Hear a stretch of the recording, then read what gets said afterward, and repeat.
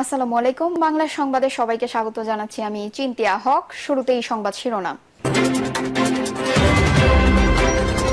জামায়াত কখনো ভারত বিরোধী ছিল না বললেন আমির। এদিকে একটা কমিটি দিয়েই সংবিধান সংস্কার নয়, সংসদের প্রতিনিধি লাগবে বলছেন ফখরুল। জানাবো ট্রাম্প ব্যবসায়ী, আমরাও একজন ব্যবসায়ী পার্টনার চাই, টাইম ম্যাগাজিনকে ডক্টর ইউনুস। এবং সর্বশেষ জানাবো ট্রাম্পের বিজয়ে ফ্যাসিস্ট শেখ হাসিনার কি কোনো লাভ হবে। দর্শক শুনছিলেন সংবাদ শিরোনাম, এখন বিস্তারিত। জামায়াত কখনো ভারত বিরোধী ছিল না বললেন আমির। বাংলাদেশ জামায়াত ইসলামী কখনো ভারত বিরোধী ছিল না উল্লেখ করে দলটির আমির খসরু আমির শফিকুর রহমান বলেছেন এটি অপপ্রচার। তিনি বলেন জামায়াতকে ভুলভাবে উপস্থাপন করতে সুচিন্তিতভাবে মিথ্যা ও অপপ্রচার করা হয়েছে। কারোর সঙ্গে বৈরতা না করে সবার সঙ্গে বন্ধুত্বই দলটির আন্তর্জাতিক নীতি বলে জামায়াত প্রধানের ভাষ্য।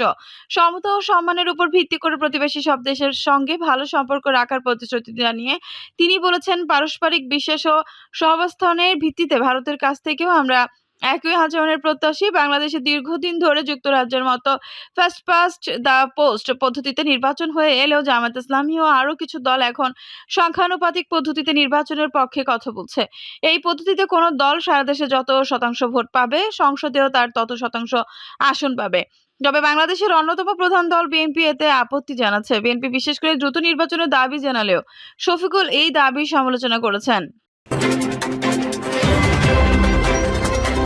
একটা কমিটি দিয়েই সংবিধান সংস্কার নয়, সংসদের প্রতিনিধি লাগবে বলছেন ফখরুল।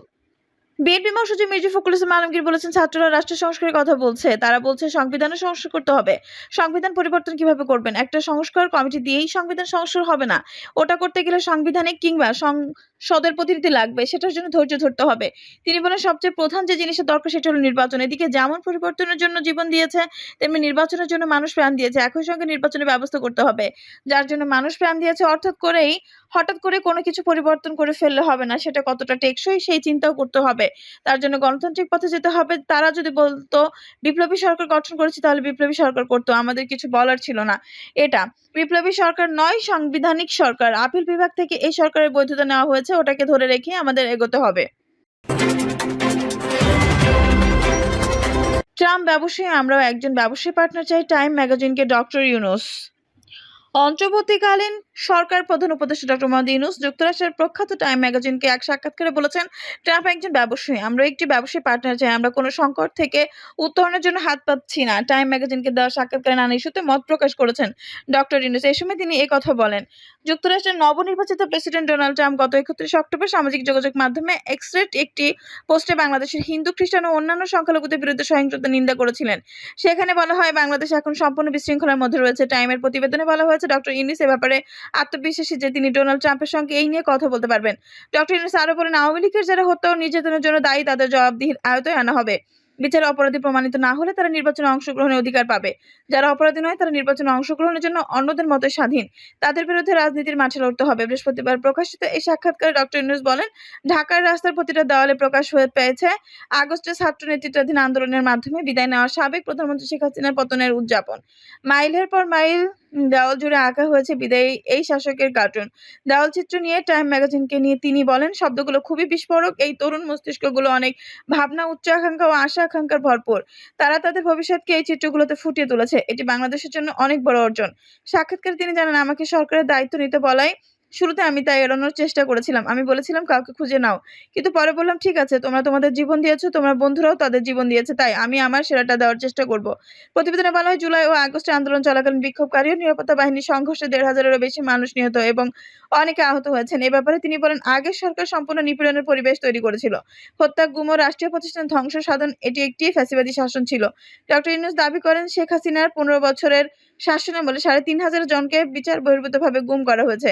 তবে অনেক ক্ষেত্রে সংস্কারের ধীর গতি সন্দেহের জন্ম দিচ্ছে। তিনি দেশটিকে পুনর্গঠিত করার অঙ্গীকার জানিয়ে বলেন দেশের সংস্কার প্রক্রিয়া চলছে, যেখানে নির্বাচনী ব্যবস্থা, পুলিশ প্রশাসন, বিচার ব্যবস্থা, দুর্নীতি দমন কমিশন, সরকারি প্রশাসন এবং জাতীয় সংবিধানকে কেন্দ্র করে কাজ করা হচ্ছে। এ নিয়ে প্রধান উপদেষ্টা বলেন তিনি আওয়ামী লীগের দেশের বাইরে পাচার করার হাজার কোটি টাকার ডলার পুনরুদ্ধার করবেন। তিনি আওয়ামী লীগের দেশের বাইরে পাচার করা হাজার কোটি ডলার পুনরুদ্ধার করবেন। ট্রাম্পের বিজয়ে ফ্যাসিস্ট শেখ হাসিনার কি কোনো লাভ হবে? ছাত্রযন্ত্র অভ্যুত্থানে দেশ ছেড়ে পালিয়ে যাওয়া ফ্যাসিস্ট শেখ হাসিনা খুব আশা করে নিয়েছেন যুক্তরাষ্ট্রের নবনির্বাচিত প্রেসিডেন্ট ডোনাল্ড ট্রাম্পকে নিয়ে। তারা আশা ভারত ও ট্রাম্প মিলে বাংলাদেশে তাকে ফিরে আসতে সহায়তা করবেন, এমনকি ক্ষমতার মসনদও ফিরে পাবেন, এমন দুরাশায় আছেন। তার এই আশা যুক্তরাষ্ট্রের নির্বাচনের আগে প্রকাশিত হয়েছে। ভারতে বসেই যুক্তরাষ্ট্রে বসবাস করা তার এক কর্মীর সাথে ফোনালাপে প্রথম ভাষা ফোনালাপ ডোনাল্ড ট্রাম্পকে ভোট দেওয়া ও ক্যাম্পেইন করার নির্দেশনা দিয়েছিলেন। এই ফোনালাপে উৎসাহী হয়ে দেশে থাকা তার দলের নেতাকর্মীরাও মনে প্রাণে ট্রাম্পকে সমর্থন দিতে থাকে। ট্রাম্প প্রেসিডেন্ট হয়েছেন, এখন তারা আশায় বুক বেঁধেছেন ট্রাম্প তাদের নেত্রীকে দেশে ফিরিয়ে আনবেন। এতে অন্তর্বর্তী সরকার উল্টে যেতে পারে। আওয়ামী লীগ ঘরানার এক সাংবাদিকদের সাথে ট্রাম্পের বিজয়ের পরপর কথা হয়েছিল। তখন তিনি বলেছিলেন, দেখেন না কি হয়, 6টা মাস যাইতে দেন। হয়তো তার মতো আওয়ামী লীগের প্রায় সব নেতাকর্মী সমর্থক একই চিন্তা করছে। হ্যাঁ, ডোনাল্ড ট্রাম্পের বিপুল বিজয়ে তাদের আশা পূরণ হয়েছে। এতে তারা যার যার পর নাই খুশি। তাদের এই খুশির ঘেউ সামাজিক যোগাযোগ মাধ্যমে আসতে পড়তে দেখা গেছে। তাদের নেত্রী ফ্যাসিস্ট শেখ হাসিনা তো অতি উৎসাহী হয়ে ভারতে বসেই নিজেকে বাংলাদেশের প্রধানমন্ত্রী হিসেবে ট্রাম্পকে অভিনন্দন জানিয়ে দিয়েছেন। এতে তাকে আশ্রয় দেয়া খোদ ভারতও তীব্র বিব্রতকর পরিস্থিতির মধ্যে পড়ে। কাল বিলম্ব না করে ভারতের পররাষ্ট্র মন্ত্রণালয়ের মুখপাত্র রণধীর জয়সওয়াল এক প্রেস ব্রিফিংয়ে স্পষ্ট করে বলেছেন, ভারত শেখ হাসিনাকে বাংলাদেশের সাবেক প্রধানমন্ত্রী হিসেবে বিবেচনা করে। তিনি একথা বলেন ভারতের এক সাংবাদিক যখন জানতে চান ভারত শেখ হাসিনাকে সাবেক প্রধানমন্ত্রী নাকি নির্বাসিত প্রধানমন্ত্রী হিসেবে বিবেচনা করছে। সেই পরিপ্রেক্ষিতে শেখ হাসিনাকে আশ্রয় দিয়ে ভারত এমনিতেই অভ্যন্তরীণ এবং আন্তর্জাতিকভাবে চাপের মধ্যে রয়েছে। এখন ভারত যদি শেখ হাসিনাকে বাংলাদেশের প্রধানমন্ত্রী হিসেবে আখ্যায়িত করে তবে তার জন্য হবে ভয়াবহ চাপ। বাংলাদেশের সাথে তার সম্পর্ক কোথায় গিয়ে দাঁড়াবে এবং আন্তর্জাতিক অঙ্গনে তার পরিস্থিতি কি হবে তা সহজে অনুমেয়। 72 একবার ইউনিভার্সিটির কাজে তার লগে দেখা করতে গিয়েছিলাম।